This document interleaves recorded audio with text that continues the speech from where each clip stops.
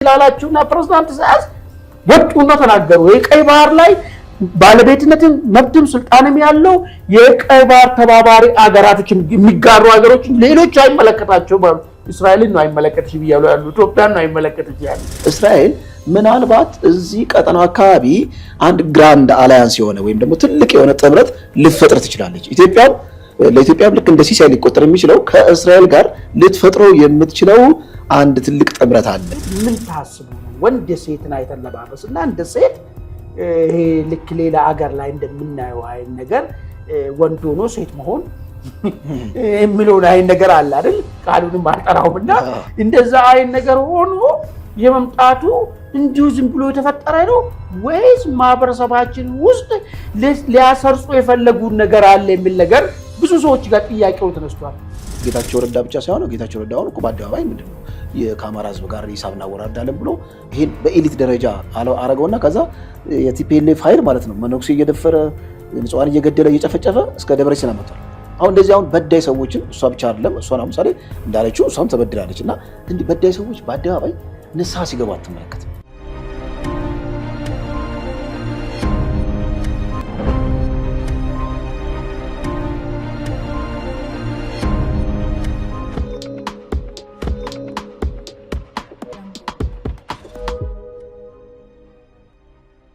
ሰላም ጤና ይስጥልን ውድ ኢትዮ ውይይት አድማጭ ተመልካቾቻችን፣ ይህ ዕለታዊ የተሰኘው ዝግጅታችን ነው። በዛሬው ዕለታዊ ዝግጅታችን የኤርትራው ፕሬዝዳንት የሶስትዮቹ ጥምረት ጭንቀት ውስጥ ከቶኛል ሲሉ ስጋታቸውን ገለጹ።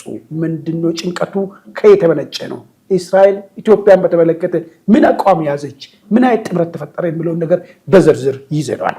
በሁለተኛነት ደግሞ የቲፒኤልኤፍ ትላንትና ባወጣው መግለጫ ክልሉን የማፍረስ ሴራ ከአዲስ አበባ እና ከአፋር የተወጠነብኝ ካሽፏል ስል መግለጫ ሰጥቷል።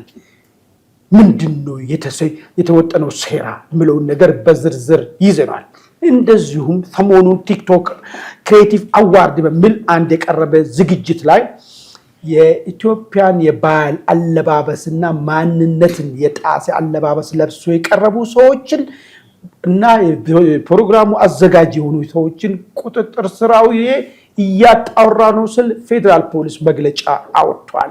ምንድነው የተደረገው? ከኢትዮጵያ ባህል ጋር ምን አጋጨው የሚለውን ነገር በስፋት እንድበታለን። እንደዚሁም የቀድሞ የኢቲቪ ጋዜጠኛ የሆነ አንድ ጋዜጠኛ ከእንደዚህ አይነት ነገር ጋር በተያያዘ የሆነ ቅሌት ወጥቶበታል። እሱም ምንድነው የሚለውን ነገር እንዳስሷለን። በመጨረሻ የቀድሞ የቅንጅት ምክትል ፕሬዝዳንት ነበረችው እንደዚሁም ደግሞ የምርጫ ቦርድ ዳይሬክተር ነበረችው ወይዘሮ ብርቱካን ሚደቅሳ ከወደ አሜሪካ ዝምታዋን ሰብራለች። ተበድያለሁ ተጎድቻለሁ ብላለች። በማን ነው ተበደለችው? በማን ነው ተጎዳችው? እሱን በዝርዝር ይዘናል። እስከ ዝግጅታችን ፍጻሜ ከኛ ጋር ሁኑ። ይሄ ውይይት ተደራሽ እንዲሆን ደግሞ ሼር አድርጉ፣ ላይክ አድርጉ፣ ኢትዮ ውይይትን ደግሞ ሰብስክራይብ አድርጉ። ያን ቀጥታ ከባልደረባዬ ከደረጀ መርጋራ እነዚህን ያቀረብኩን ጉዳዮችን እንዳሳለን ለሚቀጥሉ 30 ደቂቃዎች ከኛ ጋር ሁኑ። ደሬ እንኳን ተገናኘን። አማን እንዴት ነህ? አለው እንግዲህ ከባባድ መረጃዎች ናቸው ዛሬ ወጡት። በተለይ የሶስቱ ጥምረት የሚለው ኢትዮጵያ፣ ዩናይትድ አረብ ኤሚሬት፣ እስራኤል በጀርባ ከመጋረጃ ጀርባ ትልቅ ውጥን አላቸው። ይሄ ውጥናቸው ደግሞ ወታደራዊ ኃይል ቤዝን ቀይ ባህር ላይ የመን አካባቢ 3 ቦታ እየመሰረቱ ነው። ይሄ በዋነኝነት የቀይ ባህር ተጋሪ አገራቶችን ባለቤትነት የሚያሳጣሉ ሲሉ ፕሬዝዳንት ኢሳያስ ጭንቀታቸውን አደባባይ ወጥቶ ተናገሩ። እንዳው ይሄ ምናልባት ከእስራኤልና ከዩኤኢ እና ከኢትዮጵያ ጋር ጥምረቱ መፈጠሩ ምንድነው ዋና ዓላማው የሚልስ የተወሰነ ነጥቦችን እናንሳና በዚህ ጥምረት ውስጥ የኢትዮጵያ መሰረታዊ ጥያቄ የሆነው የቀይ ወደ ቀይ ባህር መውጣቱ ሂደት በግፍ የተወሰደውን የአሰብን ወደባችን የማስመለሱ ሂደት በምን ያህል ደረጃ ስኬታማ ሊሆን ይችላል? ምን እድል አለው ብሎ ነገር በሂደቱ ውስጥ እንዳሳል እንግዲህ እንደተባለው ዘገባውን እንግዲህ ይዞ ወጣ የሶማሊያ ነው። ሶማሊያ ቱዴይ ነው ያወጣው። ምንድነው የሚለው ሶማሊያ ቱዴይ ሶስቱ አገራት ኢትዮጵያ፣ እስራኤልና ዩኤኢ ወይ ደግሞ የተባበሩ አረብ ኤሚሬት ከቅርብ ጊዜ ወዲህ ቀይ ባህርን በተመለከተ በድብቅ ምንድነው ከመጋረጃ ጀርባ አደገኛ ጥምረት ፈጽመዋል። ይሄ ጥምረቱም ደግሞ መጣው ሀውቲ ጋር የተኩስ አቁም ድርድሩ ከተደረገ በኋላ ይሄ እዚህ ቀይ ባህር አካባቢ ላይ ቤዝመንት እየፈጠሩ ነው ያሉት። እንዳውም የሆነ ጊዜ ዘገባ ሰርተን ነበረኛም የዩናይትድ አረብ ኤምሬት እዚህ ሀውቲ ላይ የድሮን ሴንተር አዘጋጅታለች። የድሮን ሴንተር ኢትዮጵያና ኤርትራ ወደ ጦርነት የሚገቡ ከሆነ ኤርትራ የሚደቆስበት ዋናው ማዘዣ ጣቢያ ይሆናል የሚል ዘገባ ወጥቶ ነበር። እንግዲህ አሁን እዚህ ውስጥ አንድ በአንድ ለማየት ከሞከር ኢትዮጵያ ምን አላት ኢንተረስት፣ ዩናይትድ አረብ ኤሚሬት ምን አላት፣ እስራኤል ምን አላት፣ ምን አገናኛቸው ብለው እስቲ ትንሽ ፍንጭ አንሳና ከዛ ሐሳብን ትጨምርበታለህ። እንግዲህ እስራኤል በዋነኝነት እዚህ ቀይ ባህር አካባቢ ላይ ጠላቷ የሆኑት ኢራን እጃቸውን እየዘረጉ መምጣታቸው እና አውቲን የሚያግዙት ኢራን ናቸው። ለዚህ ደግሞ ተባባሪ ሆና ነገሮችን የምታሳልጠው ደግሞ ኤሪትሪያ ነች። እንግዲህ በቅርብ ጊዜ እንኳን የምናስታውሰው ህገወጥ የሆነው ከኢራን ፍላይት መጥቶ ምጽዋ ላይ አርፎ መሳሪያዎችን ማራገፉ ተሰምቷል። ይሄ ጉዳይ በእስራኤል ዘንድ በችልታ የሚታይ ጉዳይ አይደለም። ለምን እስራኤል በማንኛውም አገር ውስጥ ያሉትን የእሷን ጠላት የሆኑትና የዋና ጠላቱ ተባባሪ ሆናለችን እያሳደደች እየመታች ነው። ኤርትራም የዚህ ሰለባ አካል ትሆናለች የሚል ትንተናዎች ሲወጡ ነበር። እስራኤል ይሄን ያላትና እዚህ ቀይ ባህር አካባቢ በተቻለ መጠን የእሷ ጠላት ኃይሎች እጅ እንዳይኖራቸው የምትፈልግ አገር ነች። ዩናይትድ አረብ ኤሚሬትን በተመለከተ እንግዲህ እሷ ባህር በር የላትም። ነገር ግን በዋነኝነት እሷም ስጋቶች አሏት። የእሷ ጠላት የሆኑ ኃይሎች እዚህ ቀጠና አካባቢ እየተጠናከሩ ሲመጡ ይህን ነገር እሷም አትፈልግም። በኢትዮጵያ በኩል ደግሞ ከቀይ ባህር ከዚህ በፊት በአረቦች ሴራና በተላላክ በኢትዮጵያኖች በወቅቱ በኢትዮጵያ የነበሩ በኤርትራና በወያኔ በኩል በተባባሪ ኢትዮጵያን ከቀይ ባህር የማግለሉ ሴራ ተሳክቷል። ይህ ጉዳይ ግን መስተካከል አለበት። አሁን ኢትዮጵያ ከስብራቷ ቀና እያለች ነው ያለችው። ይህ አሁን ያለው ሰዓት ወሳኝ ሰዓትና ትክክለኛው ሰዓት ነው። ይህን ጥያቄ ለማስመለስ የሚል ነገር ተነሳ። በዚህ ጉዳይ ላይ የአሰብ ጉዳይ ተነሳ፣ ወደ ቀይ ባህር መውጫ ጉዳይ ተነሳ። እንግዲህ እስራኤል ኢንተረስት አላት፣ ኢትዮጵያ ኢንተረስት አላት፣ ዩኤኢ ኢንተረስት አላት። እነዚህ ሶስት ተመሳሳይ ኢንተረስት ያላቸው የጋራ ጠላት ያላቸው ኃይሎች በጥምር ተቀናጁ። ሲቀናጁ እንግዲህ እዚህ ጋር ምንድን ነው የሚፈጠረው ብሎ ነገር መገመት ይቻላል። እንግዲህ ይህን ነው አላስችላላችሁና ፕሬዝዳንት ኢሳያስ ወጡና ተናገሩ። የቀይ ባህር ላይ ባለቤትነትም መብትም ስልጣንም ያለው የቀይ ባህር ተባባሪ አገራቶች የሚጋሩ ሀገሮች ሌሎች አይመለከታቸውም። እስራኤልን ነው አይመለከትሽም እያሉ ያሉ፣ ኢትዮጵያን ነው አይመለከትሽም ያሉ፣ ዩኤን ነው አይመለከትሽም እያሉ እንደው ምንድን ነው ጉዳይ ይዘው በጣም በስፋት እሺ አዋል በጣም ይሄ ነገር እኛም እናንተም ተደጋግመን የእስራኤልን በዚህ በቀይ ባህር አካባቢ ያለውን ሮል በተለያየ ትንታኔ አቅርበናል። ይሄ ነገር አፍጥጦ ሲወጣ በጣም ገርሞኛል። ራሱ እንዳልከው ከዚህ ቀደም ምንድነው ወደ ካይሮ ሄደው ኢሳያስ የቀይ ባህር ፎረም የሚል ፈጥረው ነበር አለ። የቀይ ባህር የፈጠሩት ግብጾች ናቸው። አክቹአሊ በግብጾች አማካኝነት በእነሱ ፊት አውራሪነት አማካኝነትና በሳውዲ አረቢያ ፊት አውራሪነት እዚህ የቀይ ባህር ፎረም በፈጠሩበት ጊዜ የትንታኔዎች አቅጣጫ ወደምን ነበር እያመሩ የነበረው? ይሄ እስራኤልን ለማግለል ነው። እስራኤል የቀይ ባህር ተጋሪ ሆና ምንድን አድርጓታል? በደንብ እንደዚህ አይዞሌት አድርገው በግብፅ አማካኝነት አንድ የፖለቲካ ቁማር እየቆመሩ ነው የሚል ነገር ነውና እስራኤል ምናልባት እዚህ ቀጠናው አካባቢ አንድ ግራንድ አላያንስ የሆነ ወይም ደግሞ ትልቅ የሆነ ጥምረት ልትፈጥር ትችላለች። ለኢትዮጵያም ልክ እንደ ሲሳይ ሊቆጠር የሚችለው ከእስራኤል ጋር ልትፈጥረው የምትችለው አንድ ትልቅ ጥምረት አለ የሚል ነገር ነበር።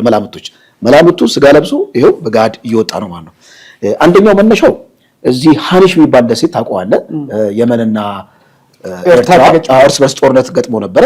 እንደውም የኢትዮጵያ ነበርን የሚባለው በኋላ ላይ ያው ከኢትዮጵያ ስትገነጠል ኤርትራ በኢትዮጵያ አማካኝነት በኢትዮጵያ ጦር መሳሪያ አማካኝነት ከየመን ጋር ተዋግታ መጨረሻ ላይ ተሸንፋ በዓለም አቀፍ ምንድነው ሕግ ተሸንፋ ሃኒሽን ለየመን ሰጥታለች። እና እዛ ሃኒሽ ደሴት ላይ ነው እንግዲህ አንድ ድብቅ የሆነ እጅግ በጣም ውስብስብ ቴክኖሎጂን የታጠቀ የድሮን ማዕከል ተቋቁሟል። ያን የድሮን ማዕከል ኦን የሚያደርጉት ማን ናቸው? የተባበሩት አረብ ኤሚሬት እና እስራኤል። ለምን ዓላማ? እዛ አካባቢ ሁለቱም ጠላት ማን አለ? ያ ሀውቲ አማጽያን አለ። ሀውቲ አማጽያን ብቻ አይደለም እዛ አካባቢ ያለውን አጠቃላይ ወደ ስዊዝ ካናልም ተሻግረን የምትመለከተውን የ12% የትሬድ እንቅስቃሴ የሚሄድበትን እሱ ሁሉ ኮንትሮል ለማድረግ እንደ ትልቅ ሲሳይ የሚቆጥሩት ማለት ነው። አሁን ትልቅ ድንጋጤ የፈጠረው በኤርትራ አክቲቪስቶች፣ ፖለቲከኞች አሁን ደግሞ ፕሬዚዳንት ኢሳያስ በአደባባይ ወጥተው የተናገሩት ኢትዮጵያ ከእስራኤል ጋር እየፈጠረችው ያለው ጥምረት ጤና አልሰጠንም። ይሄ ጥምረት ሄዶ እዛ ሃኒሽ ደሴት ላይ ያለውን የድሮን ማዕከል ኢትዮጵያ ተጠቅማ ቀጥታ አስመራን ጥቃት ለማጥቃት ወደኋላ አትልም። አንደኛ ኤርትራ እየሄደችበት ያለው የፖለቲካ አቅጣጫ ጤናማም አይደለም። ቀጥታ ከኢራን ከእስራኤል ጠላት ቀጥታ የድሮን እርዳታ ስታገኝ ተመልክተናል። በመሆኑም ከኢትዮጵያና እስራኤል ያላቸው የፖለቲካ ጥምረት የባህል ጥምረት እንዳለ ነው። ግን ከባህል ጥምረት ባሻገር የፖለቲካ ጥምረታቸው የሰላም ሊያደርጋቸው ይችላል የሚል ነገር ነው። አሁን እዚህ ጋር ሲናገሩ እንዳልከው የቀይ ባህር ተጓዳኝ ያልሆኑ ሀገራት ሲል ያው ቀጥታ ኢትዮጵያን ነው እንግዲህ አታክ የሚያደርጉት። ነገር ግን እስራኤል ግን ኦልሬዲ እናውቃታለን። እስራኤል ኦልሬዲ ሲአክሰስ አላት፣ የቀይ ባህር እንትን ነች፣ ተጓዳኝ ነች። በመሆኑም ኢትዮጵያን ቀጥታ ኮርነር ለማድረግ ያሰቡት ነገር ነው የሚመስለው። ነገር ግን የራሳቸው ወጥመድ ጠልፎ እንደጣላቸው የምታውቀው አሁን ኢትዮጵያን በዚህ በቀይ ባህር አማካኝነት ማለት ነው ቀይ ባህር አካባቢ ያለውን የኢትዮጵያን ከፖለቲካ የማግለል ሂደት አሁን ወደ እንውጣ ብለን በአደባባይ ስንናገር አይ እዛው ተቀመጪ፣ እዛው ድንክየውኝ፣ አያስፈልግሽም፣ አይገባሽም፣ አንቺ ለአንድ ለወቅ ደደሽ የሚለውን በጣም አይን ያወጣ ቋንቋን እንግዲህ ኢትዮጵያ ፌስ ማድረግ ጀምራለች። ከፌስ ከማድረግ ባሻገር እየፈጠረች ያለው የፖለቲካ አሊያንስ እኛ ከምናስበው በላይ አስደንግጧቸዋል። ምክንያቱም ለምሳሌ የምትመለከተው ዝም ብለህ እስኪ የኤርትራዎች አክቲቪስቶችን ሶሻል ሚዲያ ሞኒተር አድርግ። በዚህ ጉዳይ በጣም ተደጋጋሚ ሪፖርት እየሰሩ ነው። እነሆ ብዙ ሰው አላስተዋለውም። እኔ እናንተ እንደውም ሰርተንበት አደጋግመን ማለት ነው። እና ከዛ አንጻር ነው ጉዳዩን እንግዲህ በጣም መልካም። ምንድነው ዋናው መሰረታዊ ነገር የሚሆነው ኢትዮጵያን ለምንድን ነው እስራኤሎች የሚፈልጓት የሚለው ነገር ከዚህ በፊት ያነሳው ነገር አለ። ብቸኛ የሽብር ኃይሎችን አሁን እስራኤል ስጋቷ ምንድነው? ሀውቲ ጠላቷ ነው። አልሸባብና ሀውቲ አብሮ ለመስራት የፈቀዱ ኃይሎች ናቸው። በዚህ ላይ ኢራን እነዚህን ሁለቱንም ባክ ያደርጋሉ። እዚህ ቀጠና አካባቢ ተባባሪ ሊሆን የሚችለው ጸረ ሽብሩን እንቅስቃሴ ላይ ተባባሪ ሊሆን የሚችለው ብቸኛ ፈቃደኛ ሀገርና ጠንካራ ሀገር ኢትዮጵያ ነች የምትገኘው ማለት ነው። ስለዚህ እቺን ማግኘት ማለት ለእስራኤል ትልቅ በረከት ነው። ኢትዮጵያ ደግሞ ወደዚህ ሂደት ውስጥ ሲገባ እሷ ደግሞ የራሷን ፍላጎት ይዛ ነው የጭቅ ስራ የራስን ፍላጎት ይዘህ ትገባለህ። ምንድነው ያ ፍላጎት? እኔ ከቀይ ባህር በሴራ ተገብቻለሁ ወደ ቀይ ባህር መመለስ አለብኝ ብለህ ጥያቄ ነው ይዘህ የምትገባ። እንግዲህ ያው ምንድነው ይዘው ይመጣ? ለምንድነው ፕሬዝዳንት ኢሳያስን በዚህ ደረጃ ያስደነገጠ የሚለው ነገር ስናይ ሁለት ነገር እንደሚመጣ ይታወቃል። አንደኛው ምንድነው ዲፕሎማሲያዊ ጫናዎች ተፈጥሮ የኢትዮጵያ ጥያቄ ወደ ቴብል እንዲመጣና ጉዳዩ መልስ ማግኘት እንዳለበት እንደዚህ አይነት አንድ ግፊት ይፈጠራል ማለት ነው። አንደኛው እሱ። ሁለተኛው ነገር ግን ከዚህ አልፌ በኢራን ትጥቅና ስንቅ እሞክራለሁ ወደሚል ነገር የምትገባ ከሆነ እስራኤል ኤርትራ የሚገጥማት ነገር ምንድነው የሚሆነው ማለት ነው? ቀይ ባህርን ታጣለች። ማጣቷ ምንም ጥያቄ ውስጥ የሚገባል የኢትዮጵያን ወሰደችው መመለሷ የማይቀር ጉዳይ ነው። ከዛ ያለፈ ግን የኤርትራ ወይ የሻቢያ መንግስት ጥያቄ ውስጥ የሚገባበት ሁኔታ ነው የሚፈጠረው ማለት ነው። አጣብቂኝ ውስጥ ይገባል። አጣብቂኝ ጥያቄ ውስጥ የሚፈጠረው ምንድነው? መቀጠል አለመቀጠልም ጥያቄ ውስጥ የሚገባበት ሁኔታ ነው የሚፈጠረው። ስለዚህ ይሄን ሁለት ካርታ ነው የሚሰጥህ ማለት ነው። ወይ አንደኛው መዘ ተባባሪ ሆነ ባለው ጫና በድርድር በሎ በምን ሰጥቶ መቀበሉ የሆነ ታይትል በማንኛውም መንገድ ታይትል ሰጥተ ጉዳዩን የሚስተናገድበት ሁኔታ መፍጠር ነው ማለት ነው። ካልሆነ ግን አደጋ ወደ ግፊት ይመጣል። ሁለተኛ ነገር ከዚህ ጋር ተያይዞ ያደረገ ላንሳለ ሰሞኑን አንድ ዘገባ ሰርተን ነበር። ሻቢያ መንግስት እስረኞችን መፍታቱ ምንድነው ብሎ ነገር እሱ ምናልባት ኤርትራ ውስጥ ሪፎርም ለማድረግ ታቅዶ ነው ወይ ብላን ትንተና አስቀምጠን ነበር። ነገር ግን በሌላ መልክ መጣው ነው ነገር ምንድነው የሆነው? በየዓለም ላይ ባላቸው ኤምባሲ ባላቸው አካባቢዎች ላይ ደጋፊዎችን የመሰብሰብና የማወያየት ማወያየትና እንትን ማድረጉ ለሪፎርሙ ሳይሆን ለሚቀጥለው ጦርነት ዝግጅት ለማድረግ ማለት ቅድመ ዝግጅት ለማድረግ እንቅስቃሴዎችን መጀመራቸው ነው እንግዲህ መረጃዎች እየወጣ ያለው ማለት ነው። ይሄ አሁን ምንድነው የሚያመላክተው? ሻቢያ በምንም አይነት መንገድ ያለውን ነባራዊ ሁኔታ ተቀብሎ ለመጓዝ ያልፈቀደ ኃይልና አሁንም የጉልበት አማራጭን ለመጠቀም መረጣ ኃይል መሆኑ ነው እንግዲህ ደጋፊዎቹ የሰበሰበ። ከዚህ ጋር ተያይዞ አንድ ቤተክርስቲያን ተዘግታባለች ስዊድን ላይ በኤርትራ መንግስት እንትን የምትል ቤተክርስቲያን እሷን ዘግቶና ፈንዱንም አቋርጧል። ይሄ ነው ያለው እንግዲህ ምን ውጤት ይዞ ይመጣል? እዚህ ጋር ግን አንድ የሚገኝ ነገር አለ። ምናልባት ነጥቡ በደንብ ትርጉም የሚሰጥ ይመስለኛል። የግብፁ የውጭ ጉዳይ ሚኒስትር አብድላቲ ለአልጀዚራ በሰጡት ቃለ መጠይቅ ላይ ከኢትዮጵያ ጋር ማንኛውንም አማራጭ ተጠቅመን የብሔራዊ ጥቅማችንን እናስጠብቃለን ብለው ተናገሩ። ማንኛውም አማራጭ ማለት ምን ማለት ነው ሲባሉ አይ በተባበሩት መንግስታት ቻርተር ላይ አንድ ሉዓላዊ ሀገር ብሔራዊ ጥቅሟ አደጋ ውስጥ ከወደቀ ለዛ ብሔራዊ ጥቅሟ ዘብ የመቆም እንዲሁም ደግሞ ካውንተር የማድረግ መልሶ የማጥቃት መብት አላት። ስለዚህ ማንኛውም አማራጭ ማለት የኃይል አማራጭንም የሚያካትት ነው የሚል ነገር ነው እንግዲህ ያስቀመጡት ማለት የውጭ ጉዳይ ሚኒስትሩ አብዱላቲ ከዚህ ከህዳሴ ግድብ ጋር በተያያዘ ማለት ነው። በመሆኑም አሁን ባነሳው ግጭት ውስጥ ከኤርትራ ጋር ከሻቢያ ጋር በሚፈጠረው ግጭት ውስጥ ሻቢያ ወይም ኤርትራ ልክ እንደ የመን ልትሆን ነው ማለት ነው። ምክንያቱም ከኤርትራ ጋር አሊያንስ የሚፈጥሩት እነ ግብፅ አሉ። ቀጥታ እንግዲህ ጦርነት ከገቡ በቀጥታ ይገቡ ምናልባት በኤርትራ አማካኝነት ነው ሊገቡ የሚችሉት። እዚህ ጋር ደግሞ እስራኤል አለች፣ ከዛ ደግሞ የተባበሩት አረብ ኤሚሬት አለች፣ ከዛ ደግሞ ኢራን አለች ማለት ነው። እና ሜዳው ሊሆን የሚችለው ኤርትራ ነው ማለት የጦርነት ሜዳ ሊሆን ነው። በጣም አደገኛ ነው። ምናልባት ፕሬዚዳንት ኢሳያስም ይሄ ነገር አስደንግጧቸው ይሆናል እንግዲህ አሁን እሱ ይመስለኛል እንግዲህ ትራምፕም ጉዳዩን በድርድር መፈታት አለበት የሚለው ለምን በተደጋጋሚ አንስተናል። ቀጠናው አካባቢ ላይ ጦርነት ቀጠና የሚሆን ከሆነ የአሜሪካን ብሔራዊ ጥቅም እንደሚጎዳ ይህንን ቀይ ባህር አካባቢ ሌሎች ራይቫል ኃይሎች እንዲመጡ ስለማትፈልግ ጉዳዩ በዚህ ሂደት በድርድር እንዲቋጭ ካልሆነ ግን አደገኛ ነገር ይመጣል የሚል ነገር አመላክቶ ነበር። ወደ ቀጣይ አጀንዳ እንሂድና ቲፒኤልኤፍ እንግዲህ የተቃጣብኝ አደጋን ከሽፏል ብሏል። ምንድን ነው የተቃጣበት? እስቲ ቲፒኤልኤፍ እንግዲህ ሁሌ ታውቀዋለህ፣ ያው ሮሮ ነው። ምንም አዲስ የፖለቲካ እስትንፋስ የለውም። የሚተነፍሰው ፕሪቶሪያን ነው። ሁሌ ፕሪቶሪያ ይላል። ፕሪቶሪያ ምን እንደሆነ አናውቅም። እንግዲህ ቲፒኤልኤፍ ብቻውን የሚያውቀው ፕሪቶሪያ አለ። አንድ 4-5 ነጥቦች ያነሳው። አንደኛ 40% የሚሆነው የትግራይ ሉዓላዊ መሬት ይሉታል እነሱ። ሉዓላዊ አይባልም፣ ክልል ነው። ሉዓላዊ መሬት በአማራ ተስፋፊ ኃይሎች ተይዟል። በፊት ግን ሲሉ የነበረው ትዝ ካለ የትግራይ ሉዓላዊ መሬት በባዕዳን ኃይሎች ነበር የሚሉት። በባዕዳን ካሉ ማን ሊያካትት ነው? ሻቢያን ሊያካትት። ስለዚህ አሁን ሻቢያን በስልት ማለት ነው ከዚህ አወጣሁት በአማራ ተስፋፊ ኃይሎች የተያያዘ ነው 40%። እንግዲህ ወልቃይትን እያሉ ነው ማለት ነው። በመሆኑም ጽምዶ ያመጣው እድገት ነው። ሌላው ያስቀመጡት እና በጣም ግርምትን የሚያጭረው ነገር የፌዴራል ኃይሎች ያሰማራቸው የሽብር ቡድኖች አጠቃላይ ትግራይን እያተራመሱ ነው። ትግራይ ላይ የተፈጠረውን የፖለቲካ ሁነት ለራሳቸው ጥቅም በደንብ እንደ አዲስ አበጅተው ማለት ነው ሌላ የፖለቲካ ትርክት ፈጥረዋል። ትግራይ ውስጥ እነሱ ልክ እንደ ሳሉት ማለት ነው የፖለቲካ አጀንዳ አልተቀረጸም ወይም የለም። መሬት ላይ ያለው ነገር ሰላም ነው፣ አርግበነዋል አለ። እንግዲህ ሁሌ ቲፒኤልኤፍ አርግበነዋል የሚለው እንግዲህ ክራይሲስ ሲፈጠር አርግበነዋል ይላሉ። ከተወሰነ ከወር ወይም ከሁለት ወር በኋላ ደግሞ ከእንደገና ሚሊተሪው ወደ አደባባይ ወጥቶ ደሞዝ ጨምሩ ይላቸዋል ወይም አምጡ ይላቸዋል። የምናየው ነው እንግዲህ። አሁን ሌላው ያስቀመጡት ነጥብ ምንድነው?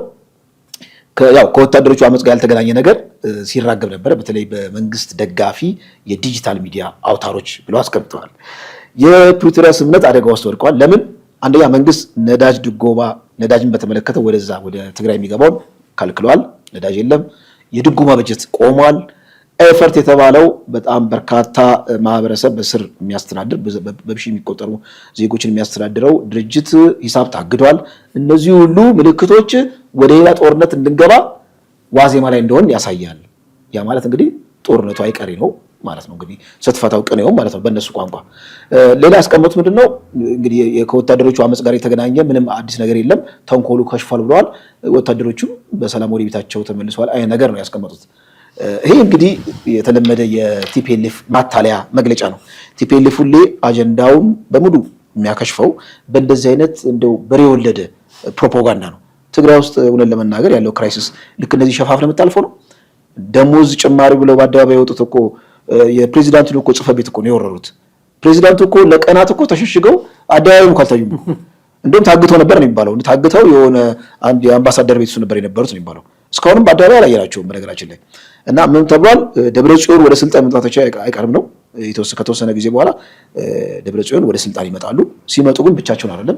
ከበስተጀርባቸው ያዋቀሩት አንድ ኮንግረስ አለ። ምንድነው ኮሚቴን የምትነሱ የኮሚቴ ያዋቀሩታል። በዛ ኮሚቴ አማካኝነት ወደ ስልጣን ይወጣል ነው። ይሄ አርሚ እያሉ አንዳንዴ ልክ ለሳይኮሎጂካል ዋርፌር ልክ ለስለበና ጦርነት አርሚ ያሉ 15 አርሚ ያለን 16 አርሚ ያለን እያሉ የሚያበዙት እያንዳንዱ አርሚ አንዳንዱ ከሻለቃታችን ነው የሚል ነገር ደግሞ መረጃ ተሰማ። እንደው ለፖለቲካ ስለልቡና ነው በአደባባይ የሚያስፈራሩን የሚል ነገር አለና እንግዲህ የትግራይ ፖለቲካ ውስጡን ምንድነው ውስጡን ለቄስ ነው ታውቀዋለህ በአደባባይ። መልካም እንግዲህ ምንድነው ዋነኛው ነገር ነው አንድ ነጥብ ብቻ ለጨመረ ብዙም ስላለ ብዙ የተለያየ ጊዜ ብለዋል። ምንድነው ቲፒኤልኤፍ አሁንም ያለውን ችግር ለማየትና መፍትሄ ለመፈለግ ዝግጁ ያልሆነ ኃይል ነው። የሚፈልገው ኤክስተርናላይዝ ነው የሚያደርገው ውጫዊ ነው የሚያደርገው። አሁን ሉክ ሰራዊቱ ደሞዝ አልተከፈለኝም፣ የተገባልኝ ጥቅማ ጥቅም አልተሰጠኝም። እንግዲህ የሩቅ ጊዜው አይደለም አሁን ቅርብ ጊዜ እኮ ነው። ቅርብ ጊዜ መንገድ ዘግቶ ከዘጋ በኋላ እንዲህ እናደርግልሃለን ስሉ እሱን አምጡ ብሎ ዶካውባ በፈጠረ ምንድነው ያሉት አገር ውስጥ አዲስ አበባና አፋር ቁጭ ብሎ የጠላት ኃይሎች ያሰሩት ሴራ ነው ያሉ።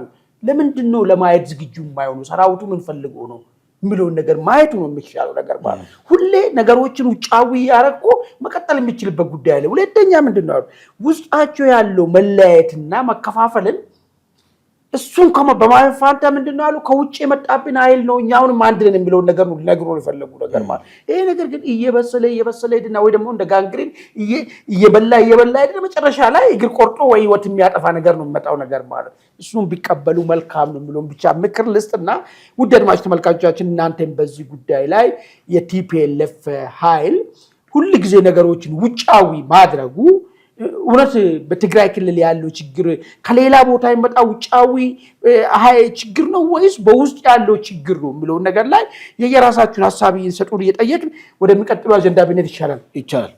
እንግዲህ የሚቀጥለው አጀንዳ ሰሞኑን አይ ቲንክ ከአንድ ሁለት ሳምንት ሆኗል መሰለኝ ቲክቶክ ክሬቲቭ አዋርድ የሚል አንድ ዝግጅት ተዘጋጀ። በዚህ አዋርድ ላይ እንግዲህ ላይቭ ነበር ስተላለፈ ነበረው።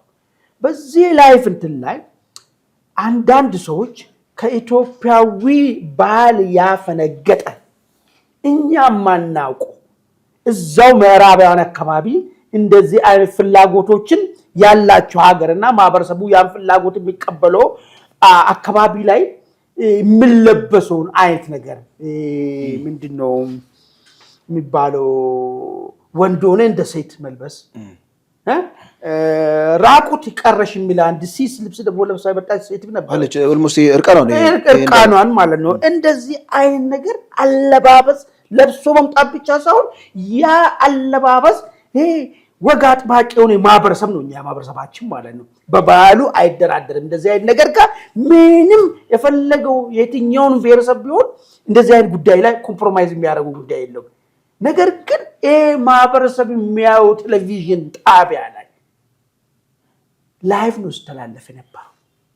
ምንድነው የዚህ አጀንዳ ዓላማ? ምን ብዙ ሰዎች በማህበራዊ ሚዲያ ሲነጋገሩ ነበር። እንዳውኛም ታዝበን እንዴት እንደዚህ ይደረጋል ብለን በውስጣችን እንዳው ላቀው ፕሮግራምን ባናበቃ ይሄ አግባብ አለመሆኑን በግላችን ገጽን ነበር ያለፍነው።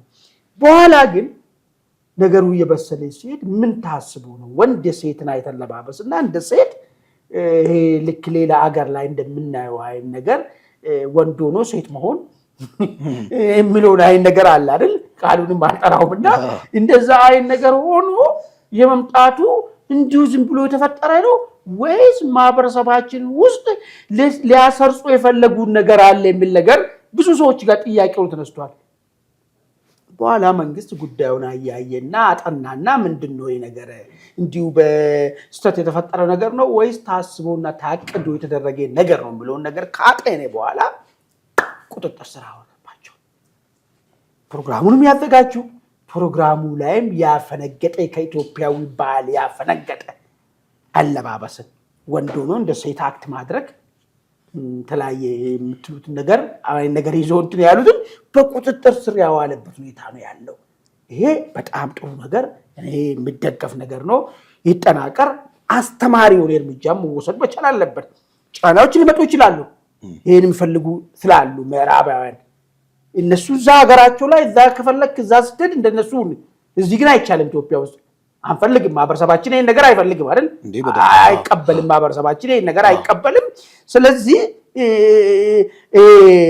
እዚህ ነገር ማድረግ አችልም። ግን ከዚህ ጋር ተያይዞ እንግዲህ ጫናዎች ሊፈጠሩ ይችላል። ይሄ እንዲህ እንዳለ ደግሞ አንድ ቀድሞ የኢቲቪ ጋዜጠኛም ደግሞ የሆነ ቅሌት ወጥቶ የመዝናኛ ጋዜጠኛ ትንሽ ማህበራዊ ሚዲያውንም ትኩሳቱን የጨመረ ነገር ነው። ማህበራዊ ጉዳይ ነው እንግዲህ አሁን ከፖለቲካ ወጣ ብለን እንደዚህ ጋር ግድ ይለናል። የግድ ነገር ማንሳት ስላለብን ነው። ይሄ ጋዜጠኛ የታወቀ ነው። ያው ሶፎንያስ የሚባል ጋዜጠኛ ነው። ትንሽ አወዛጋቢ ነገር ነው። አንድ ሰሞን ጠፋና ጠፍቶ ከዛ በኋላ መጣው አለ የሆነ ጠበል ከርሜ ነው የመጣሁት ምናምን ብሎ ሚዲያ ላይ በጣም ተሽከረከረ። ከተሽከረከረ በኋላ ምንድነው በውስጥ በፌስቡክ ገጹ እንግዲህ ከራሱ አንድ ተመሳሳይ ጾታ ጋር ማለት ነው መረጃ ይለዋወጣል። ያው ከኢትዮጵያ ባህል ውጭ የሆነ ነገር ነው። አንጠራውም ስሙንም ወደዛ በእንደዚህ አይነት መልኩ እንግዲህ ከራሱ ተመሳሳይ ጾታ ጋር ማለት ነው መረጃ በመለዋወጥ ብዙ ሰዎች ይሄን ነገር እንግዲህ ሲያጋልጡ ነበር። እሱ ምንድነው ሀክ ተደርጌ ነው ብሎ ነበር ከዚህ በፊት ሀክ ተደርጌ ነው እንጂ ውሸት ነው እንደዚህ አይነት ነገር እኔ ጨዋ ነኝ እንደዚህ አይነት ነገር አይመለከተኝም ብሎ ነበር። አሁን ወደ አዳማ ሄዶ ማለት ነው አዳማ ላይ በቪዲዮ ሁሉ ወጥቷል። እንግዲህ በጣም መነጋገሪያ የሆነው በዚህ ጉዳይ ቀጥታ ድርጊቱን ለመፈጸም ሄደ ወደዛ ማለት ነው።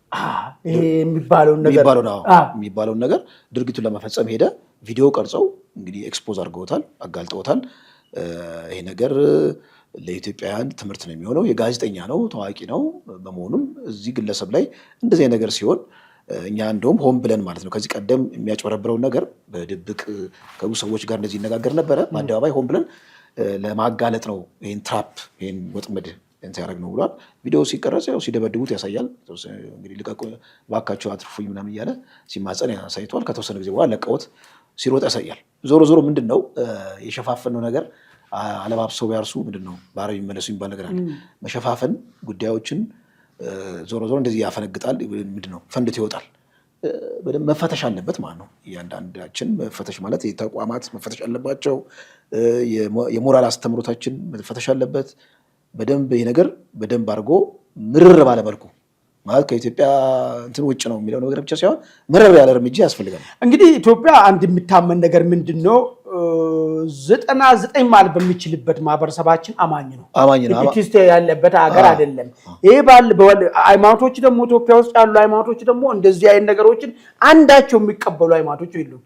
ኦርቶዶክስም ሙስሊምም ፕሮቴስታንትም ዊዝ ዲፈረንት እንትኑ ማለት ነው። ይሄንን ነገር በኦፊሻሊ የሚቀበል የለም። ይሄ በሆነበት ሁኔታ ላይ ማለት ነው እንደዚህ አይነት ነገር ማህበረሰቡ በፍጹም እንደዚህ አይነት ነገሮችን በማይፈልግበት ሁኔታ ላይ እነዚህ ኃይሎች እንደዚህ ወደ ማህበረሰቡ ይሄን ነገር ለመጫን የሚፈልጉትን ኃይሎች በጊዜ ካልተቆረጠ በጊዜ አስተማሪ የሆነ እርምጃ ተወስዶ እንትን ካልተባለ በስተቀር የማህበረሰቡ መበከል ሊገጥመው ይችላል ማለት ነው። በጣም ደግሞ አሳሳቢ ነገር ነው። አደጋ ነው። እንግዲህ ውድ አድማጭ ተመልካቾቻችን እናንተም ከዚሁ ጋር ተያይዞ ምናልባት ቲክቶክ አዋርዱ ላይ ክሬቲቭ አዋርዱ ላይ የቀረበው የአለባበስ ሁኔታ ማህበረሰባችን ጋር የሚሄድ ነው ወይ? የዚህ ጉዳይስ ዋና ዓላማው ምንድን ነው? እንዲሁ በስተት የተፈጸመው ነገር ነው ወይስ ሆን ተብሎ የተደረገ ነገር ነው? ምን ቢደረግስ ይሻላል? ይቀጥል ወይስ ይቁም? ስለዚህ ምን መደረግ አለበት የሚለው ጉዳይ ላይ እስቲ የራሳችሁን ሐሳብ እንዲሰጡን እየጠየቅን ወጣ ገባ የሚል ነገር በተለይ የተመሳሳይ ጾታ በተመለከተ የሚደረጉ ድርጊቶች ምን ቢደረጉ ይሻላል የሚለው ሐሳባችሁን እንዲሰጡን እየጠየቅን አይ ቲንክ ወደ መጨረሻው አጀንዳ ልሂድ። እንግዲህ የመጨረሻው አጀንዳ የምርጫ ቦርድ ኮሚሽነር ነበረችው ወይዘሪት ብርቱካን ሚደቅሳ ሰሞኑን አንድ ጽሑፍ ጣል አደረገችው። እንደ ቃሌ አይደለም እንደ ቃሌ ነው። ዛሬ የሆነ አንድ ቲፒኤልኤፍ ሚዲያ ሞኒተር ሳደርገው ይህን ጽሑፏን ተከትሎ ያኔ ቲፒኤልኤፎች ያደረጉት ነገር ልክ እንደሆነ ሲገልጽ በጣም ነው ተጸየፍኩት። እኔ ባይዞ ኢትዮጵያኖች ሚዲያን ሲከታተሉ በተለይ ቲፒኤልኤፍን የፈጸመውን ቁስልን በውስጣቸው ያላቸው ማህበረሰብ ማለት ነው ይህን ነገር በደንብ ጥንቃቄ ማየት አለባቸው። አንድ የሆነ ኢትዮ ፎረም የሚባል ሚዲያ ላይ እንዴት አድርጎ እንደሚያቀርብና ብርቱካን እንዴት አድርጎ ያጠባጠጥ ጭማለቀች ሴት እንደሆነች ወያኖች እንዴት ሆኖ ቅዱስ እንደነበሩ አድርጎ እንዴት አድርጎ እንደሚያቀርብ ቢታይ ማለት ነው። ይሄ ሚዲያ ብለው የሚሰሙ ሰዎች ያው የራሳቸው እንለፈው እና እሱን ወደ ብርቱካን ልምጣ። ብርቱካን ምንድን ነው ያለችው? ያኔ ቃሌ ብዬ የሰጠሁት እኛም ጉዳዩን ስለምናውቅ መናገር ግዴታ ነው። ባይዘው እንደዚህ ማንም ጥራዝ ነጠቅ ካድሬ ተቀብሎ እንደሚናገር አይደለም። በወቅቱ ብርቱካን የተናገረችው ምንድነው ነው የተናገረችው? እኔ የህግ ባለሙያ ነሽ፣ አንቺ የህግ ባለሙያ ነሽ አላት ጠያቂው። የተፈታችሁበት በአገራችሁ ህግ ፕሮሲጀር ያልጠበቀ ነገር ነው ወይ ብሎ ጠየቃት። ነው የጠበቀ አይደለም። ማታ የሆነች ቁራጭ ደብዳቤ ጻፍ ነገ ውጣ ነው፣ እንደዚህ አይደለም የይቅርታ ፕሮሲጀር። ስለዚህ በይቅርታ ፎርማሊቲ አይደለም የተፈታ ነው ያለችው። ይሄን ነው እንደ አንድ ህግ ባለሙያ ለህሊናው እንደቆመ ሰው ያለውን ነገር ነው ተናገረችው።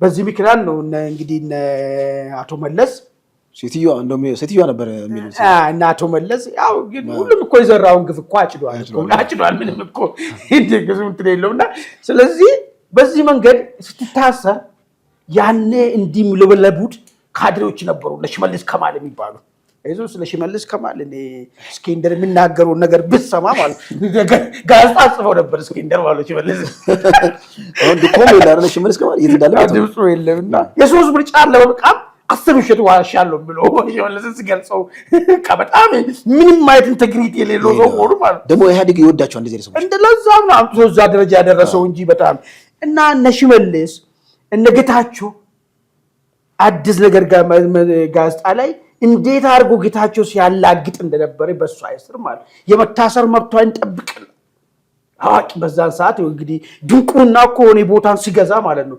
አዋቂም ደንቆሮ ሆንክ መስልሃል። የሚገርም ነገር ድንቁርና ወረረበት ሰዓት ስለነበር ያ ሰዓት በቃ እንዴት አድርጎ እንደሚያላግጥ ማለት ነው።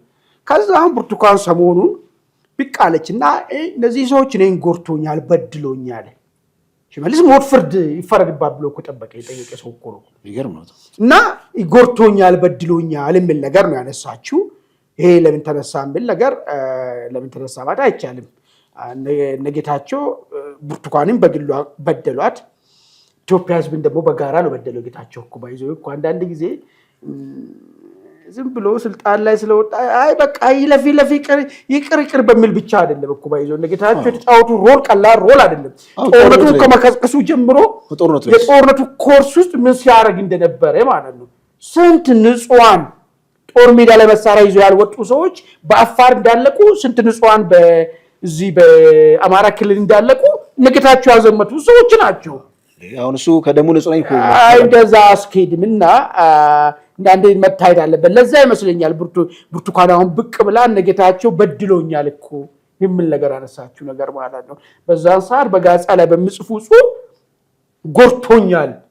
አየህ ስለ እውነት መቆም ወራዳነት እንዲመስል አስመስሎ ነው የሚጽፉት። የሚገርም አሁን እቺ ሴትዮ በዛን ሰዓት ስለ እውነት ነው እንጂ በቃ እሺ ተውት ምናምን ብላ ማይደም እኮ ይቻላል እኮ ስለ እውነት ኢንቴግሪቲ አንተ ልክ ወራዳው እንደው ወራዶች ደግሞ ልክ አዋቂ እንደሆነ ተደርጎ የሚገለጽበት ሂደት ስለነበረ ማለት ነው። ይሄንን ሂደት ነው ብርቱካን በወቅቱ የተቃወመችው። አሁን ያለችው በማንም ቂም ያልያዝኩም ትቻለሁ ግን ጎርቶኛል የሚል ነገር ነው። እንደምታውቀው ኢትዮጵያ ውስጥ አሁን ትልቁ ድክመት ምንድነው? እነዚህ ጎጂዎች ጥፋት አድራሾች የእጃቸውን አያገኙም ወይ በአደባባይ ይቅርታም አይሉም። በቃ ምንም እንዳላጠፉና በቃ ንጹህ እንደሆኑ አክት ሊያደርጉ ይችላሉ። ያ ደግሞ በተበደሉት ወገኖች ላይ በእነሱ ቁስል ላይ እንጨት እንደመስደር ነው።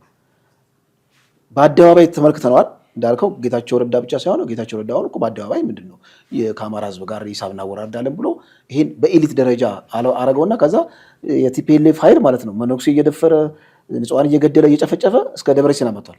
አሁን እንደዚህ አሁን በዳይ ሰዎችን እሷ ብቻ አይደለም እሷን ለምሳሌ እንዳለችው እሷም ተበድላለች እና እንዲህ በዳይ ሰዎች በአደባባይ ንስሐ ሲገቡ አትመለከትም። እና ተበዳዮች ሁሌ ቁስላቸውን እያስታመሙ ነው የሚኖሩት። ይሄ ካልቸር መሻገር አለብን ነው። በዳዮች በትክክል የእጃቸው ማግኘት አለባቸው፣ ወይም ደግሞ ይቅርታ ማለት ካለባቸው በአደባባይ ይቅርታ ማለባቸው እና አሁን የብርቱካን ትምህርት ነው የሚሆነው እንዳለ ለተበደሉት በባለፈው ስርዓት ለተበደሉት ዜጎች ትምህርት ነው የሚሆኑት። በደላቸው ካሳ አላገኝም፣ በገንዘብ ካሳ አይደለም በቃል ራሱ ይከሳል እኮ ትልቅ ነገር ነው። ቃል ራሱ ግን በዳዮችም ራሱ በድለናል የሚለውን ነገር እውቅና መስጠት መቻል አለባቸው እንጂ አሁን ጨምሬ እንድትበድል እድል መስጠት አስፈላጊ አይደለም። እንግዲህ ውድ አድማጭ ተመልካቾቻችን እናንተም ብርቱካን ብቅ ብላ አቶ ጌታቸውና አቶ ሽመልስን በተመለከተ ሐሳቧን ገልጻለች፣ ይቅርታውንም ሰጥታለች። ግን እንደው አስተማሪ እንዲሆን ምን ቢደረግ ጥሩ ነው ብሎ ነገር ላይ የራሳችሁን ሐሳብ እንድትሰጡን እየጠየቅ የዛሬውን ኢትዮ ውይይት ዕለታዊ ዝግጅታችን እዚህ ላይ እንቋጫለን። በሌላ ጊዜ እስክንገናኝ ድረስ መልካም